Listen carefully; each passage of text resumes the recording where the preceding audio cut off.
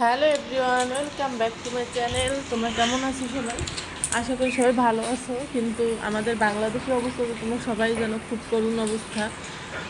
বিভিন্ন জায়গা হচ্ছে গিয়ে বন্যা হয়ে একদম বাড়িঘর তলিয়ে গেছে। তো এখানকার মানুষ তেমন একটা ভালো নেই। আর অন্য অন্য জায়গায় যারা যেমন আছো, আশা করি সবাই ভালো আছো। তো নতুন একটা ভিডিও নিয়ে একদম হাজির হয়ে গেছি। চলো কি করছি না করছি তোমাদের সাথে শেয়ার করছি। তো দেখো, সকালবেলায় হচ্ছে গিয়ে পুরো জামা কাপড়গুলো সব আমি এক জায়গায় করে রাখছিলাম, যেহেতু আমার ছেলেদের জামা কাপড় যে ধোয়ার জন্য যে আপু আসে, তো উনি আসবে, তার সময় হয়ে গেছে, তো ভাবলাম এক জায়গায় রেখে দিই। আর এদিকে ছেলেদের ফিটারগুলো হচ্ছে গিয়ে সিদ্ধ দিব, তাই ভাবলাম সবগুলো একসাথে ধুয়ে নেই। এটা সব ফিটার আমি একসাথে নিয়ে আসছি, কারণ কিছুক্ষণ পরে ওরা ঘুম থেকে উঠে যাবে, তখন এই ফিটারগুলো আমার কাজে লাগবে। তো আমি যেগুলো হচ্ছে গিয়ে এখন সিদ্ধ করি, তো সেগুলো আবার পরের দিন সকালবেলাও সিদ্ধ করি, মানে সারাদিন খাওয়ানোর পরে। তো 4টা ফিটার যেহেতু সকালে দুটোতে খাওয়াই আর সন্ধ্যার পরে বা দুটোতে। তো চলো ফিটারগুলো ধোয়া কমপ্লিট করে এখন হচ্ছে এগুলো সিদ্ধ বসিয়ে দিই। আর এদিকে দেখো, বেশ কিছু কাজ আছে, সেটা হচ্ছে গিয়ে মাছ ছিল, সেগুলো বের করে রেখে দিয়েছি ফ্রিজ থেকে। আর ভাবছি আজকে একটু মানে পিঠা বানাবো। তো কি পিঠা বানাবো সেগুলো তোমাদের সাথে শেয়ার করব।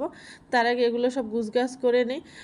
রাতের বেলা আসলে আমরা ঘুমানোর যাওয়ার আগে খাবার দাবার খাওয়ার সময় মানে পুরো রান্নাঘর উলটপালট হয়ে যায়, তো সেগুলো সকালবেলা একটু গুছগাছ করে নিতে হয়। তো এদিকে দেখো, যখন মাছটা রান্না হয়েছে তখন কিন্তু 12:30টার মতো বাজে, তোমাদের সাথে শেয়ার করা হলো না। এটা হচ্ছে পোয়া মাছ, ইন্ডিয়াতে কি বলে আমি জানি না, বাংলাদেশে আমাদের পোয়া মাছ বলে। তো সেগুলো হচ্ছে গিয়ে রান্না হয়ে গেছে। আর এই আমাদের প্রতিদিনের একটা কাজ, সেটা হচ্ছে গিয়ে মাছগুলো সব আলাদা আলাদা করে বেড়ে রাখি, আমার হাজব্যান্ড, আমার শ্বশুর, মানে বিশেষ করে ছেলেদের জন্য আলাদা করে রেখে দেয়। আর এদিকে দেখো, বলেছিলাম পিঠা বানাবো, তার জন্য তৈরি হচ্ছে তালের পিঠা বানাবো, তালের বড়া আর কি। তো কলা আর তাল আমি একসাথে চটকে নিচ্ছিলাম, আর তালগুলো ফ্রিজে ছিল যেহেতু, একটু মানে খুব ঠান্ডা ছিল। হ্যালো, তো চলে আসছি দেখো, একদম স্নান টান করে অনেক দিন বাদে হচ্ছে গিয়ে তোমাদের সামনে এরকমভাবে কথা বলছি, না হলে কিন্তু ভয়েসই দিই সবসময়। তো বেদকে হচ্ছে গিয়ে খাবার দিয়ে দিয়েছি, আর দিব্যকে খাবার দিয়ে কাকিকে পাঠিয়ে দিয়েছি। আর ভাত মানে বসিয়ে রেখে তারপর আমি স্নান করতে যাই। তো এখন মনে হচ্ছে ভাতটা হয়ে গেছে, তো এখন যাবো যে রান্না করে ভাতটা নামাবো, তারপরে আবার আসছি। হ্যাঁ, সে পর্যন্ত থাকো। আর এদিকে দেখো, মাছ আগেই হয়ে গেছিলো, ভাতটা বসিয়ে রেখে গেছিলাম আমি। তো ভাত নামানোর পরে পুজো দিয়ে, পুজোটা আজকে তোমাদের সাথে শেয়ার করলাম না, খুব তাড়াহুড়ো করে পুজোটা আমার দেওয়া হয়ে গেছে। তো পুজোটা তাড়াহুড়ো না করলে, আমি যদি ধীরে সুস্থে পুজো দিতে যাই, যেমন ধরো ভিডিও নিয়ে গেলাম বা হচ্ছে গিয়ে ভিডিও করে তোমাদের সাথে শেয়ার করা, এই সমস্ত করতে গেলে আসলে আমার পুজোটা দেওয়া দেরি হবে। আর দেরি হতে গেলে আমার ছেলেরা কান্না করবে। তো আমি ভিডিও না করে তাড়াহুড়ো করে পুজোটা সেরে হচ্ছে গিয়ে ভাত খেতে বসে গেছিলাম। খাবার দাবার খেয়ে চলে গেছিলাম রান্নাঘরে।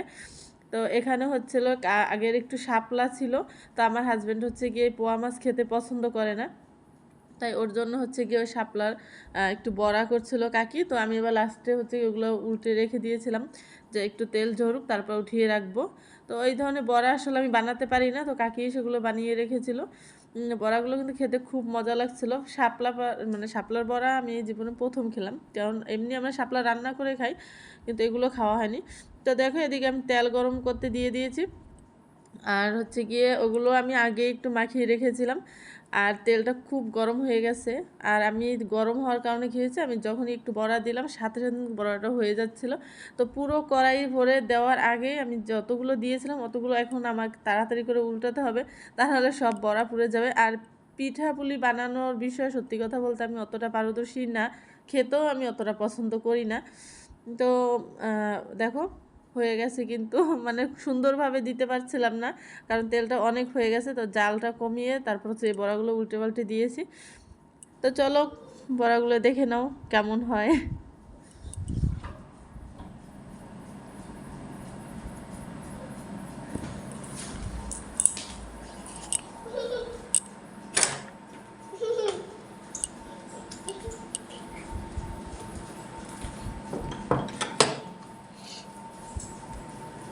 মানে পুরো কড়াইতে আমি দিতে পারছি না, তার আগেই পুরো পুরো উঠছে। আর এদিকে দেখো, বড়া ভাজা কমপ্লিট করে আমি চলে আসছিলাম একটু মানে কুকাজি বলতে পারো, কারণ কাজ ছিল না কোনো, তাই ভাবলাম কয়েকটা টিকটক ভিডিও বানাই। তো টিকটক ভিডিওর জন্য হচ্ছে গিয়ে আমি এই সাজটা করছিলাম, মানে পায়ে আলতা দিচ্ছিলাম। তো ইচ্ছা করছিল খুব যে আলতা দিয়ে তারপর হচ্ছে গিয়ে কয়েকটা ভিডিও বানাই। তো যারা আমার টিকটক আইডিগুলো জানো তারা ভিডিওগুলো দেখতে পাবা। আর ইউটিউবে কিন্তু এই ভিডিওগুলো আমি ছাড়ি না, তো শুধু টিকটকের জন্যই তা খুব সুন্দরভাবে আলতাটা পরছিলাম। এদিকে দেখো ভাতে কিন্তু আমি লাগাতে যাচ্ছিলাম না, কারণ ছেলেদের যেহেতু খাবার খাওয়াবো, আলতা একদম ভাতগুলো হচ্ছে গিয়ে কালার হয়ে যাবে একটা লাল কালার। তাই ব্রাশ দিয়ে দিচ্ছিলাম, আর ব্রাশ দেওয়ার কারণে হচ্ছে গিয়ে যতই মানে সুন্দরভাবে দিতে যাই ব্রাশের থেকে আলতা ছিটে ছিটে পুরো জায়গা আরও মাখছিল। তো তাও দিলাম, যতটা পারলাম ভালোভাবে দেওয়ারই চেষ্টা করলাম। তো হয়েও যাচ্ছিলো, দেখো তোমরা কেমন হয়।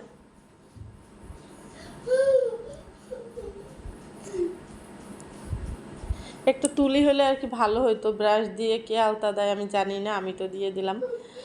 তো পুরো মানে পায়ের এগুলো আঙুলগুলো আসলে ভরে দিতে চাচ্ছিলাম যাতে দেখতে ভালো লাগে। তো দেখো অনেকটা কিন্তু কমপ্লিট হয়ে গেছে। যত আর কি চাচ্ছিলাম সুন্দরভাবে করা, ততই আরও মানে উপরের দিকে আসছিলো, আর একটু নিচে হলে ভালো হতো। তো দেখো কেমন লাগছে, এক পায়ে দেওয়া শেষ, এখন আরেক পায়েও দিচ্ছি। কাজ না থাকলে মানুষ যা করে আর কি, ছেলেরা ঘুমাচ্ছে আর হচ্ছে গিয়ে রান্নাবান্না সম্পূর্ণ কমপ্লিট। তো ভাবলাম একটু এগুলো করি, এগুলো করার জন্য আসলে একদম টাইম পাই না, আজকে যেহেতু টাইম পাইছি তাই একটু করে নিলাম। এদিকে দেখো কি হয়েছে, আমার ছেলেরা কিন্তু উঠেও গেছে। তো ওদের নিয়ে দেখো বিছানার কি অবস্থা, দেখো অবস্থাটা। এগুলো সব আমার গুছাতে হবে, এগুলো যদি দুপুরের পরে হয় আর বাদবাকি সময়টা কি হইবে। তো এগুলো রাতের বেলা যেমন থাকে তেমন থাকে না। তো ওগুলো সকালবেলা হলে একবার গুছাই, তারপর হচ্ছে গিয়ে রাত্রেবেলা ঘুমানোর সময় একবার গুছাই, বিকালবেলা গুছাই, এগুলোই কাজ করতে থাকি, আর কোনো কাজ না। এদিকে দেখো আমার হাজব্যান্ডের জন্য ভাত বেড়ে রেখে দিয়েছিলাম, আমি বললাম না ও হচ্ছে গিয়ে খেতে চায় না। পোয়া মাছ তো ডিম ভাজা আর হচ্ছে গিয়ে ওগুলো দিয়েছিলাম, অতটা খেয়েছে আর অতটা ফেলে দিয়েছে। তারপর ছেলেরা উঠে গেছে, বড় ছেলেকে নিয়ে আমি একটু চানাচুর খেতে বসে গেছিলাম। তো ও দেখি যে ফুটফুট করে ভালোই খাচ্ছে, তাই ওকে একটুখানি দিয়ে আমি পুরোটা খাওয়ার চেষ্টা করছিলাম। তো আজকের মতো এখানে এই ভিডিওটা শেষ করবো। আশা করি তোমাদের সবাই ভালো লাগছে। প্লিজ ভালো লাগলে চ্যানেলটা সাবস্ক্রাইব করে দেবেন।